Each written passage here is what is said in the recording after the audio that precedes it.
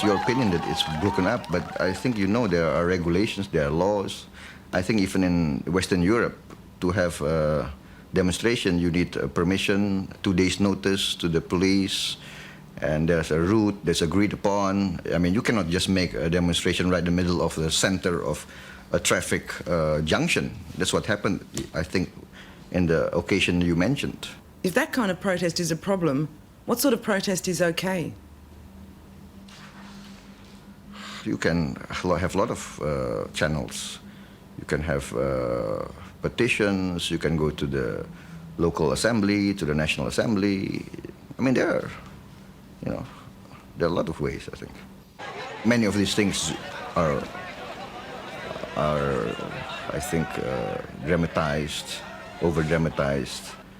I mean, the Western press will come into Indonesia, just looking for all these dramatic pictures of violence, etc. We are concerned, yes, definitely, but I think on the whole, for the condition we are in, for the serious crisis, I think many other countries face worse situations. The president also promoted his own son-in-law, General Prabowo Subianto. General Prabowo is now the commander of the largest and most powerful single unit in the armed forces. 37,000 soldiers are under his command.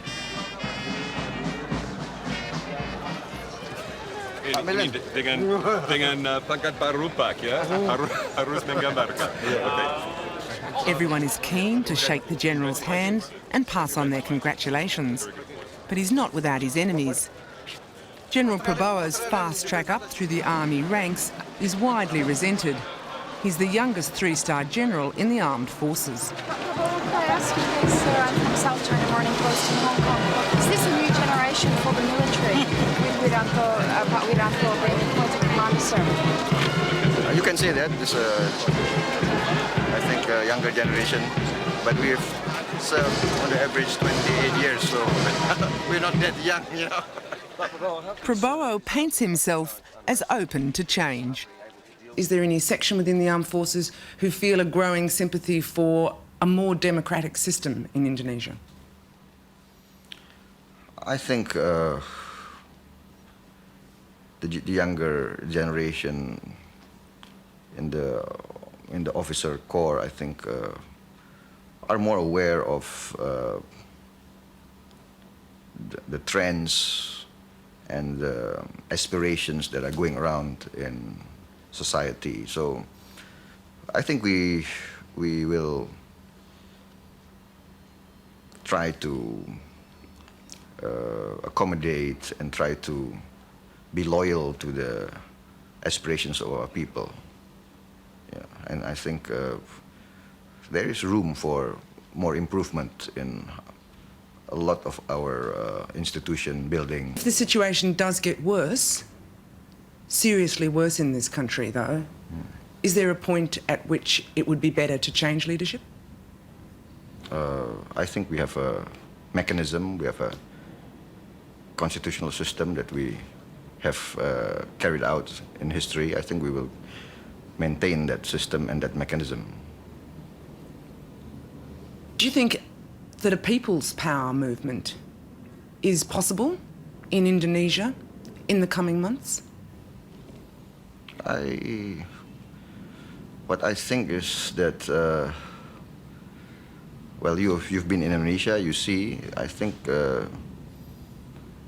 majority of the people, I think, still believes in the government and in the armed forces, I think. So I don't see a mass uprising against the government, mass uprising against the armed forces. Will you shoot them? I mean, it's not a black and white situation that you paint. We carry out dialogue. We meet them face to face. We discuss with them. We try to talk things out.